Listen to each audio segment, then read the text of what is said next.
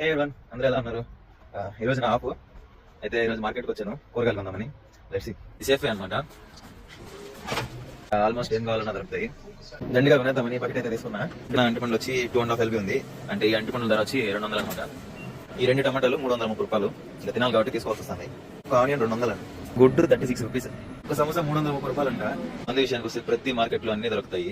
Gym, whisky, brandy, rum, red wine, white wine, బియర్లు ప్రతి ఒక్కటి దొరుకుతాయి. ఏం కావాలన్నా తీసుకోవచ్చు అనమాట. No restrictions.